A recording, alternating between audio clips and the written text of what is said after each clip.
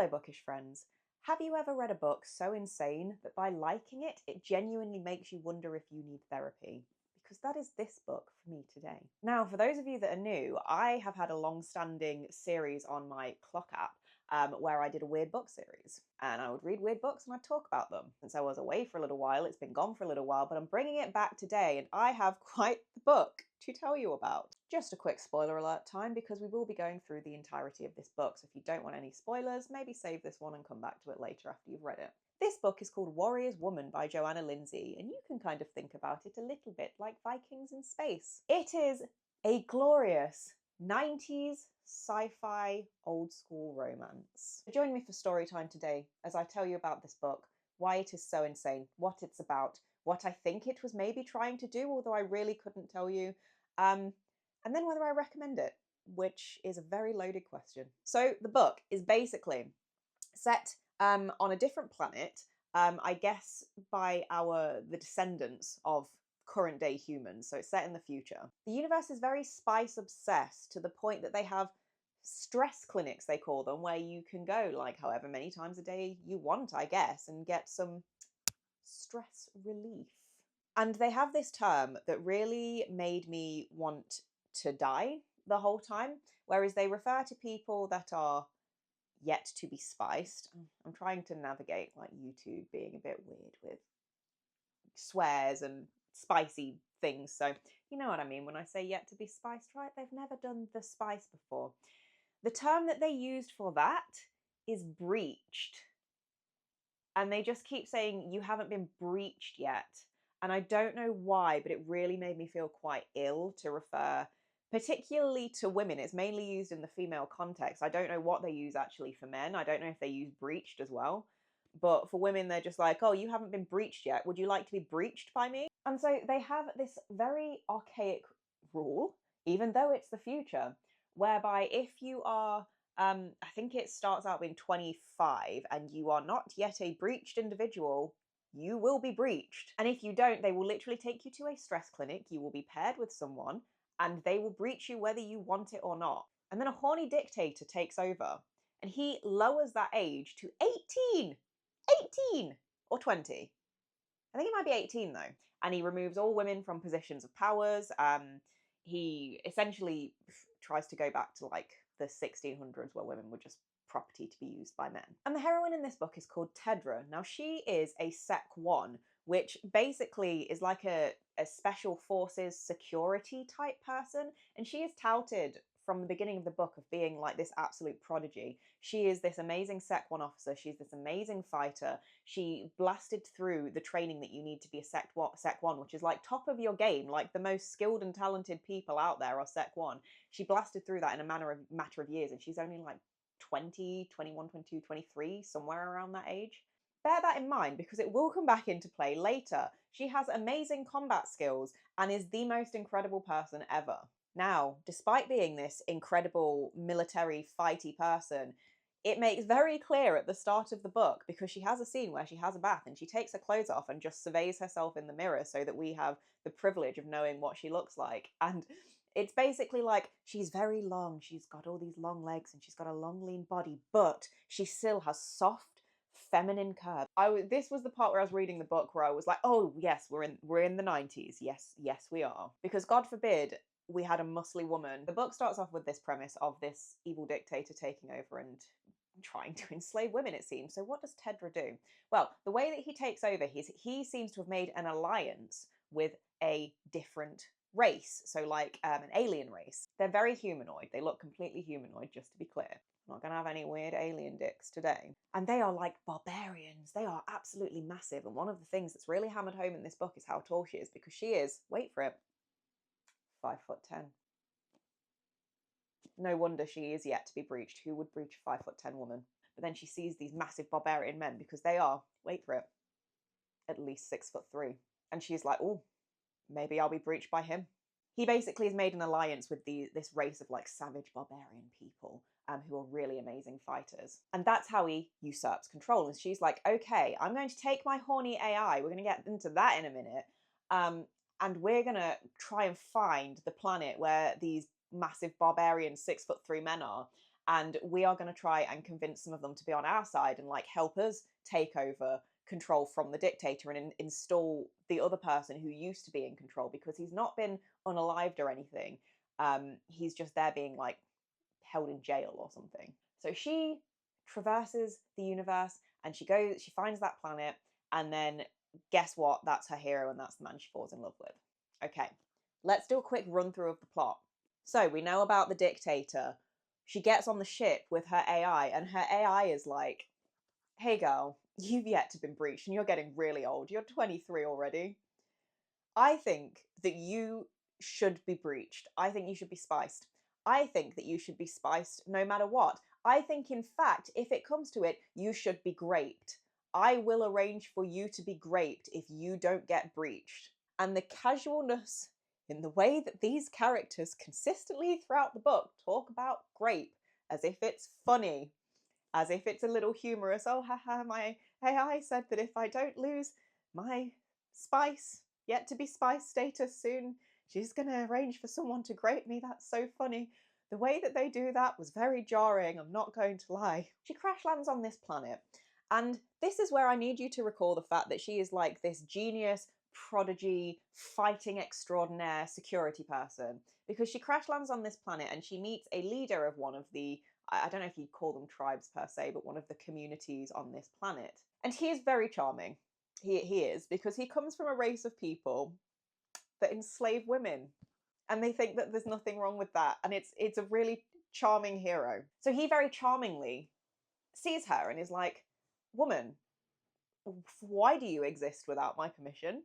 And she basically challenges him to a fight. And he entertains the silly little woman. Because, of course, women are not allowed to even breathe or exist or do anything without a man's permission. But he's like, okay, I'm going to fight her. And he's like, if I fight you and I win, you are going to become my spice slave. And she's like, okay. So they fight. Now, again, fighting prodigy, he bests her easily because woman can be strong, but not as strong as man. So again, we have this build up like 100 pages of how much of an amazing prodigy she is and the best fighter in the world and so incredible. And then he's just like, no, I'm going to beat you immediately. He takes her back to his city where women are slaves. Yay! She does a couple of things where like no one expects her to fight back because she is in fact just a silly little woman. So they go to the castle and she does not like the way that she's treated, but she's a silly woman, so who cares? One day she commits the grave sin of leaving the castle without permission. So the two men accost her and immediately try to enslave her because she is a woman on her own, and she manages to like stun them, but then another man has to step in and save her. And then her hero decides that she needs to be punished. We love this. We love when women are punished for just existing.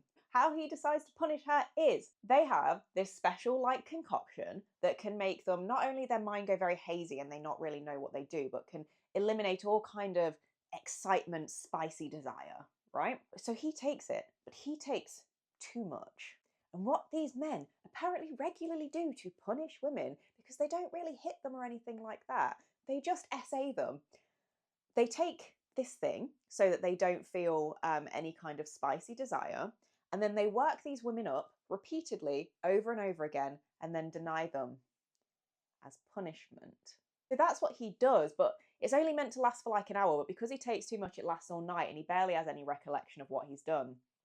And he almost pretty much breaks the heroine. The heroine is like, I will probably do anything he says from now on because I never want to go through that again. It was such an awful, humiliating experience. But it's okay. And here's why.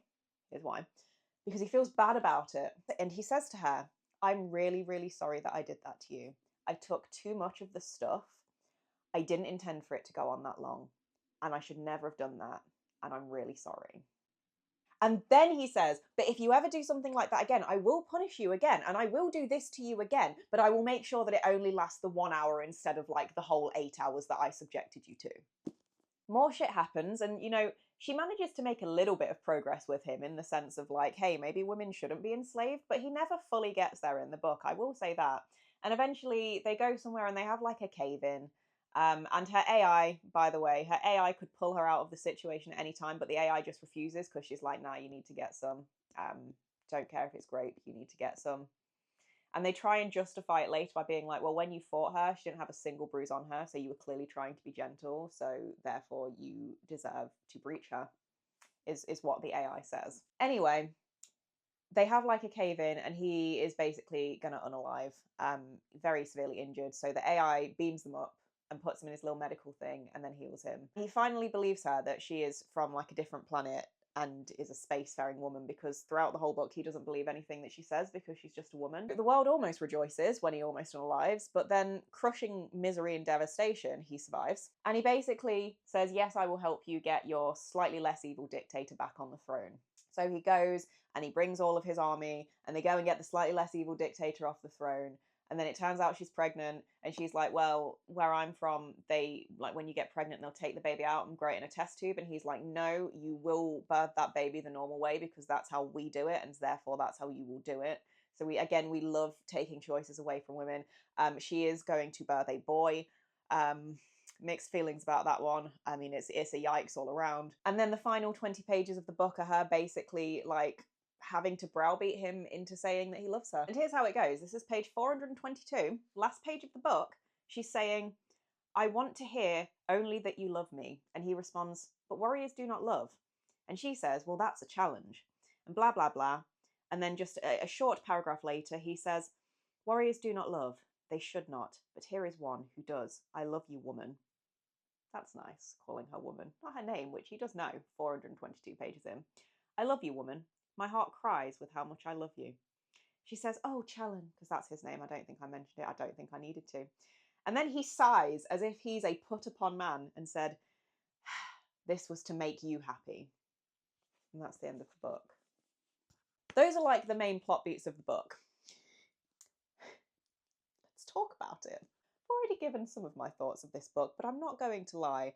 It's a really polarizing, weird, unhinged book. Because again, I will remind you, this book was written in the 90s, and this book is really sexually liberated and really open when it comes to that kind of thing, which is really very different to, I think, a lot of the books that were written in the 90s. And there's probably definitely an interpretation of, like, you could read into it that the heroine had never been breached, because there's that whole thing of like, oh, you can only give yourself to your hero, and that's, you know, you can only give yourself to one man, and that's what a good girl is. But then also, I think with the context of this book overall, you could also potentially read it in the sense of like women having the right to choose and being able to reach whatever age they want, although in this universe you can't with either dictator, but nevertheless, but women having the right to choose and to wait and to find something that works right for her. So I'm maybe inclined to believe a little bit more that interpretation. But overall, I found it very polarizing, with the openness to spiciness. Particularly, like I said earlier, the casualness with which they approach the subject of grape. And it's really jarring. And the hero and the heroine and other characters, they talk about grape a reasonable amount. And sometimes the heroine's just like, oh, well, you know, if I don't do this, then he'll probably just grape me. Ha ha ha. And it's like, what's going on? Why are we talking about this with such casualness? The other thing I didn't really love was the book in many ways read to be quite feminist, but then also I think it had that very much influence of the 90s, which was toxic feminism. So again, spoken about this a bit, the heroine is this amazing security forces, rose through the ranks much younger and faster than anyone should be able to. She's an incredible fighter, all of this stuff. And yet she has no muscles in her body, and the book does make a point of saying how soft and feminine her curves are and how she got some big old titties. Here's an example of the description that is given. So she's talking about her body. It was a body that had undergone 15 years of intensive exercise and training, turning it into a fighting machine. She seems to be a little bit confused with how she wants to portray her, because she starts off by saying the body revealed in the mirror wall to her left was long-legged, tightly muscled, in prime condition. So you have this image of a very strong, like, muscular woman. But then she goes on to say, strength was there without the bulge of muscle, leaving lines femininely curved and deceptive. You cannot have it both ways. You can't have a woman that is in prime condition, a weaponized fighting machine, and then have no muscle. Or like what, all her muscle just like sucked into her body? And then there's nothing on the... what are we talking about here? And there was also an element of she's not like other girls, she's not like other women, because there were several parts of the book whereby the hero was basically comparing her to other women of his people, women who, let us be very, very clear, are enslaved. And he's like, oh, she's not like them. Other women would have moaned and complained by now. Other women would worry about breaking a nail. But Tedra, the heroine in this book, she doesn't moan about any of that. It's like in some ways feminist, but feminist in a way that has to pull down other women, which again, I think that toxic feminism is very much, the standard for the 90s. That's how it tended to be. Clearly, I have a problem with the grape essay and the hero generally in this book, because his thing is women should be enslaved and subject to a man's whims. And he never really fully gets out of this. He does concede on literally the last page of the book that he loves her, I guess, so that's nice. We never get any kind of resolution to the fact that, for example, when he punishes her by keeping her on the edge for 8 hours, he says, I would do this again, I just wouldn't do it for as long. He never changes his stance on that. He never really changes his stance on women just being objects for men and having to ask for their protection. And if they don't immediately ask a man for their protection, or they don't already have the protection of man, a man can just snatch her up and enslave her.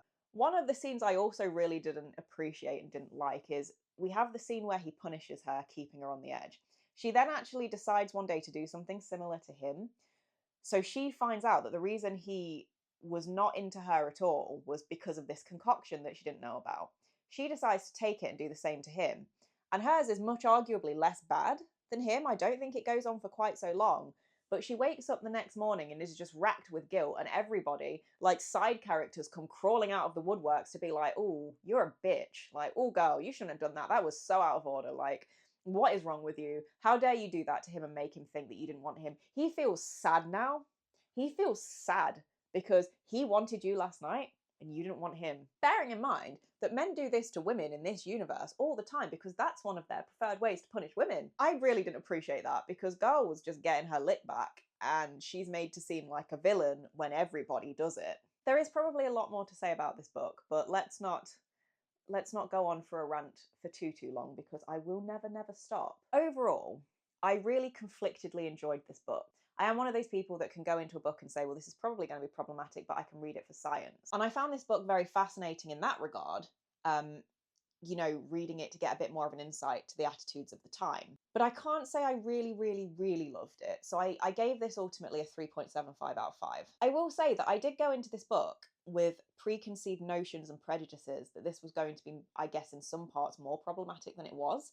And so in some parts I was ready to put the book down and just go, nah, don't think this is for me, I'm not enjoying it. And then it would kind of subvert my expectations a little bit because, like I said, it did read as quite feminist in some places and it didn't quite go to where I thought it was going to go. So it's not like the most egregious example of an old school romance out there. So I do think, I probably coloured my own opinion of this a little bit with my prejudices. So I had to kind of push past those in the first third of the book, I'd say. But even so, this is not the most problematic old school romance out there. I still think it's problematic. Do I recommend that you read it? If you are interested in the premise, if you are interested in reading this book for science, if it just seems like something you might enjoy, then yes.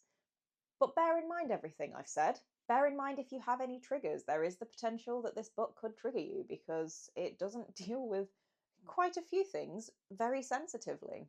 It would be a recommendation to a specific type of person who wants to read this type of book. Overall, though, I did think the writing was good. I thought some of the dialogue was really cringe. The AI keeps calling Tedra, the heroine, kiddo, and every time she did that, it made me want to rip my eyes out and burn the book. That really bothered me. But some of the dialogue is a bit cringe.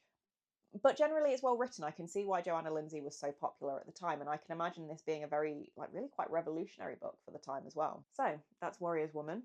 I hope you enjoyed it. Let me know if you are going to read this. And if you do, I also need you to let me know what you thought, because I need to know what someone else thinks about this book. But stay tuned for next week, where I'm bringing back another series called Books and Ball Gowns. And I am going to be talking to you guys about why I think paranormal romance needs to make a comeback. Thank you so much for watching. Please subscribe. I would absolutely love to grow my channel and continue on with just chatting shit about shit.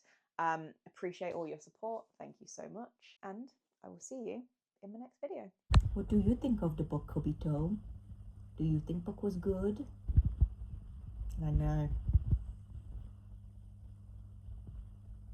There's not a thought behind those eyes, is there?